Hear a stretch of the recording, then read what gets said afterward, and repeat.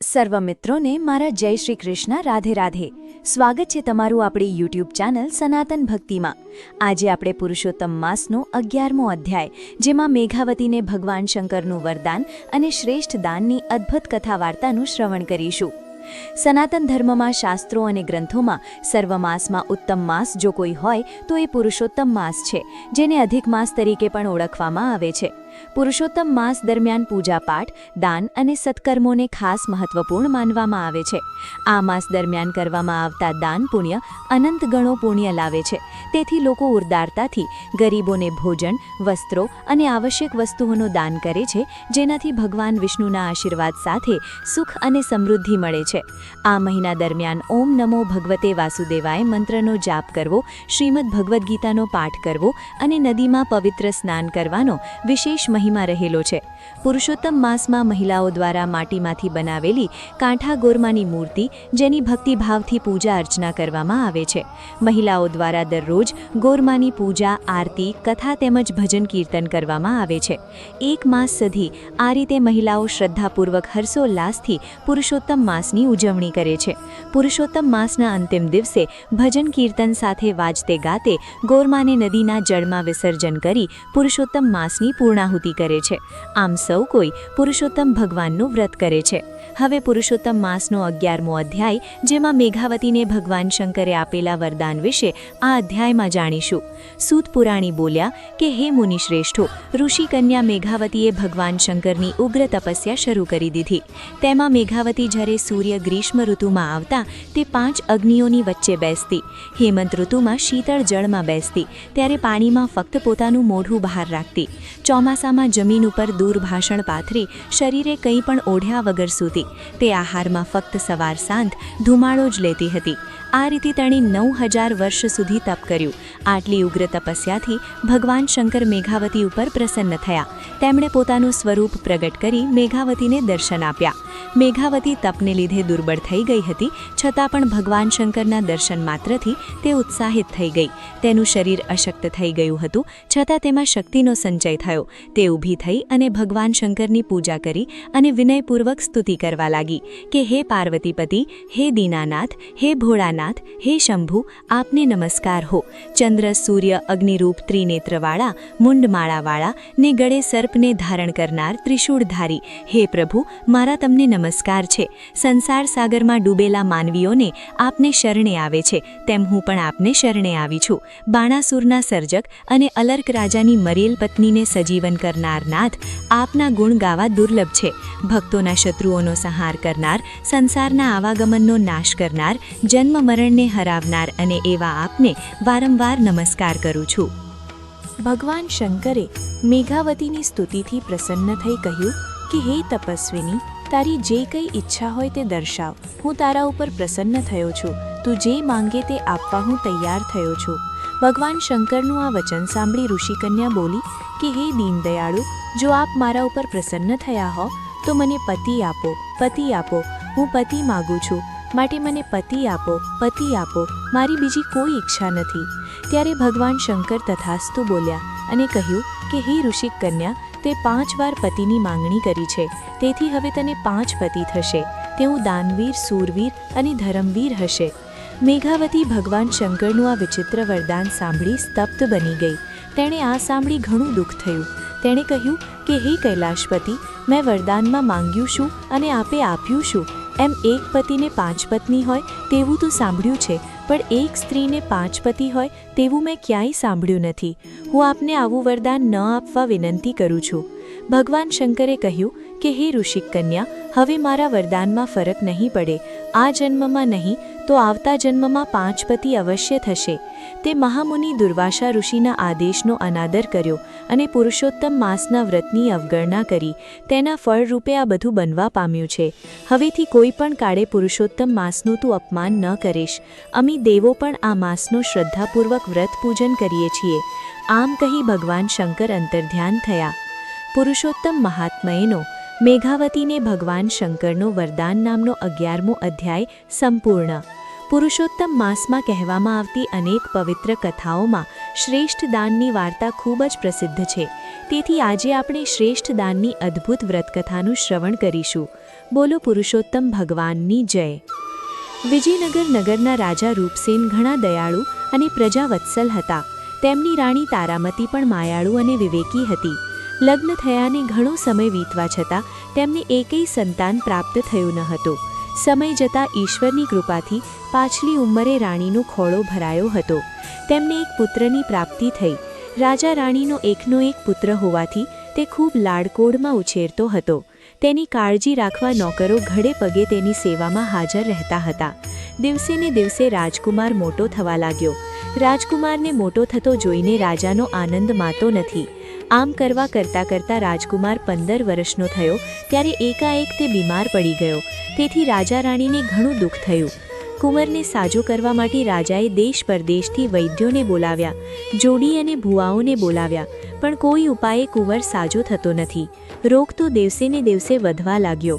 કેટલાય ઉપાયો અજમાવી જોયા, પણ કુંવરની તબિયતમાં જરાય ફેર પડતો નથી. રાજા રાણી કુંવરની પથારી પાસે 24 કલાક બેસી રહે છે. તે નથી રાજ્યના કારોબારનું ધ્યાન આપતા કે નથી ખાતા પીતા. બેઠા બેઠા ભગવાનને પ્રાર્થના કરે છે કે હે પ્રભુ, મારા દીકરાને સાજો કરો અને એવું હોય તો મને લઈ લ્યો. એક દિવસની વાત છે. મધરાતનો સમય હતો. રાજા રાણી કુંવરના બીછાના પાસે ઝૂંકા ખાતા બેઠા હતા. ત્યાં રાજાને એક ગેબી અવાજ સંભળાયો કે હે રાજન, તારો કુંવર કોઈ દવાથી સાજો નહીં થાય. જો તેને કોઈ ઉત્તમ દાન મળે તો જ તે સારો થાય તેમ છે. અત્યારે પુરુષોત્તમ માસ ચાલે છે. તેમાં કોઈએ ઉત્તમ દાન કર્યું હોય તેનું ફળ જો તારા કુંવરને અર્પણ કરવામાં આવે તો તેના પુણ્યના પ્રભાવે કરીને તે સાજો થઈ શકશે. આટલું સાંભળતા જ રાજાની આંખ ઉઘડી ગઈ. રાજાએ ગેબી અવાજની વાત પોતાની રાણીને કરી અને થોડી આશા બંધાઈ. ત્યારે બીજા દિવસે રાજાએ નગરમાં ઢંઢેરો પીટાવ્યો કે જે કોઈ પુરુષોત્તમ માસમાં શ્રેષ્ઠ દાન કર્યું હોય તેનું ફળ જો કુંવરને અર્પણ કરવામાં આવે તો કુંવરનો રોગ મટી શકે તેમ છે. માટે આ ઢંઢેરો સાંભળી જેમને રાજ્ય માટે ભાવના અને ભક્તિ હોય તે પોતાનું ફળ આપી રાજવંશને બચાવી લેવા પ્રયત્ન કરશે તો રાજા તેની કદર કરશે. નગરમાં ઘણા ધર્મનિષ્ઠાવાળા માણસો હતા અને ઘણા દાનવીર પણ હતા. એ બધા જ રાજમહેલ આવવા લાગ્યા અને પોતે કરેલા દાનનું ફળ કુંવરને આપવા લાગ્યા. પણ કુંવર આંખો ખોલતો નથી. આ બધું જોઈ રાજા રાણી નિરાશ થઈ જાય છે. ઉત્તમ દાન કહેવું કોણે? 2 દિવસ વીતી ગયા. કુંવરની માંદગી વધવા લાગી. કુંવર હવે ઘડી બે ઘડીનો મહેમાન હતો. ત્રીજા દિવસની સવારે એક ભિખારી જેવો ચીથરેલ હાલ અને કૃસ્કાય માણસ મહેલમાં આવ્યો. એના દેદાર જોઈને પહેલાં તો પહેરેગીરીએ એને મહેલમાં જવા ન દીધો. એણે ઘણી આજીજી કરતાં માન તેને અંદર જવા દીધો. રાજાને પણ તેનો વેશ અને શરીર જોઈને સૂખ ચડી. તે નગરનો તેલી હતો. તેને રાજાને પ્રણામ કરીને કહ્યું કે હે મહારાજ, મારા દાનનું ફળ કુંવરને આપવા હું આવ્યો છું. રાજા રાણી તેની સામે કુતૂહલથી જોઈ રહ્યા. તેઓ આશ્ચર્યમાં પડી ગયા. જેને પહેરવા કપડાં નથી, ચીથરેલ હાલ છે, 4 દિવસનો ભૂખ્યો લાગે છે, એવા આ કંગાળ માણસે દાન ક્યાંથી કર્યું હોય? રાજા તો ના પાડવા જતો હતો, પણ રાણીએ ઈશારાથી સમજાવ્યું કે આંગણે આવેલાનું મન ન દુભાય. રાજાએ તેલીને પુણ્યફળ આપવા વિનંતી કરી. ત્યારે તેલીએ જમણા હાથમાં જળ લઈને કહ્યું કે હે પુરુષોત્તમ ભગવાન, આ પુરુષોત્તમ માસમાં મેં જે દાન કર્યું છે એ જો આપને ઉત્તમ લાગતું હોય તો હું એનું ફળ રાજકુંવરને આપું છું. સાજો કરવો ન કરવો તે આપની ઈચ્છા છે પ્રભુ. આટલું કહી તે પાણી કુંવરના મોં ઉપર છાંટતા કુંવરે આંખો ખોલી. ચારે બાજુ જોવા લાગ્યો. પછી તેને રાણી પાસે પાણી માંગ્યું. રાણીએ તેને પાણી પાયું. તે પાણી પીને પથારીમાં બેઠો થયો. આ બધું ક્ષણમાં બની જતા રાજા રાણી તો હર્ષ ઘેલા થઈ ગયા. રાજા રાણીની આંખોમાંથી હર્ષના આંસુ વહેવા લાગ્યા. બંને તેલીના પગમાં પડી ગયા. કુંવર પણ ઊભો થઈ તેલીને પગે લાગ્યો. રાજાએ તેલીને બીજા દિવસે આવવાનું કહી રથમાં બેસાડી તેના ઘેર મોકલ્યો. બીજા દિવસે દરબાર ભરાયો. રાજાએ તેલીને પોતાની પાસે બેસાડ્યું. પછી પૂછ્યું કે હે ભાઈ, તારો દેખાવ કંગાળ છે, પેટ પૂરતું ખાવા ન મળતું હોય તેવી તારી કાયા છે, તો તે એવું તો ઉત્તમ દાન શું કર્યું છે તે તો આ સભામાં જણાવ, જેથી બધાને ખ્યાલ આવે. તેથી તેલી ઊભો થઈ 2 હાથ જોડી બોલ્યો કે હું સાવ ગરીબ છું, ધાણી ચલાવું છું, જે દિવેલ નીકળે એ વેચીને મારું ગુજરાન ચલાવું છું. સંતાનમાં 3 દીકરા અને 3 દીકરીઓ છે, તેથી ગમે તેટલી મહેનત કરું તોય પેટે પાટા બાંધવા પડે છે, ઉછીનું ઉદ્ધાર કરવું પડે છે. આ વર્ષે પુરુષોત્તમ માસ આવ્યો, તેમાં મેં અને મારી પત્નીએ વ્રત રાખવાનું નક્કી કર્યું અને સવારે વહેલા ઉઠી બંને સ્નાન કરવા જતા, કાંઠા ગોરમાનું પૂજન કરતા અને કથા વાર્તા સાંભળતા, કંઈક દાન કરતા અને એક ટાણું કરી ધાણી ચલાવતા, પુરુષોત્તમ ભગવાનનું નામ લેતા. અમે કથામાં સાંભળેલું કે પુરુષોત્તમ માસમાં કોઈ પણ વ્રત કે નિયમ લો ત્યારે કંઈક સત્કર્મ કે દાન અવશ્ય કરવું જોઈએ. અમે બીજું તો શું સત્કર્મ કરી શકીએ? અમે નક્કી કર્યું કે ધાણીએ બળદ જોડવામાં આવે છે, તેને બદલે આખા પુરુષોત્તમ માસ દરમિયાન વારા પરથી હું અને મારી પત્ની ગાડી ખેંચીએ. આમ અમે બળદને આખો માસ આરામ આપ્યો. ત્યાર પછી અમે પતિ પત્ની વારા ફરતી ગાડીએ જોડાઈને તેલ કાઢવા લાગ્યા, થોડી વધુ મહેનત કરતા. આથી તેને વેચતા પહેલાં કરતાં 2 પૈસા વધારે આવ્યા. તેનો ઉપાય અમે કથામાં મૂકવામાં કર્યો.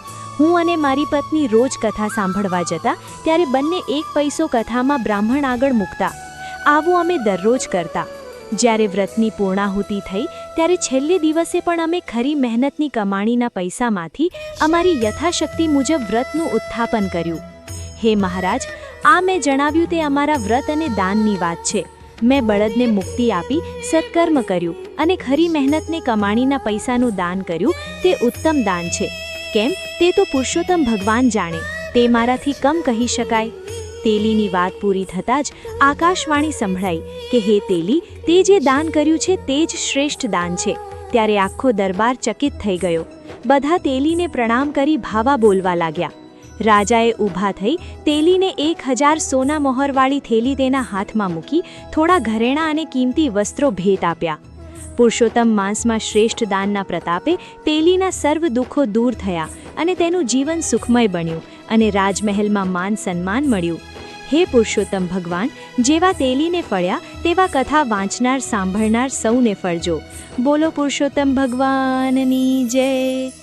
જે વ્યક્તિ સાચા મનથી ભગવાન પુરુષોત્તમનું વ્રત અને નિસ્વાર્થ ભાવે સેવા પૂજા કરે છે તેની પુરુષોત્તમ ભગવાન સર્વ મનોકામના પૂર્ણ કરે છે. તમને મારી આ માહિતી સારી લાગી હોય અને કંઈક નવું જાણવા મળ્યું હોય તો મારી આ ચેનલને લાઇક, શેર, કોમેન્ટ, સબસ્ક્રાઇબ કરજો, જેથી તમને મારા નવા વિડીયોની માહિતી મળતી રહે. સર્વને મારા જય શ્રી કૃષ્ણ.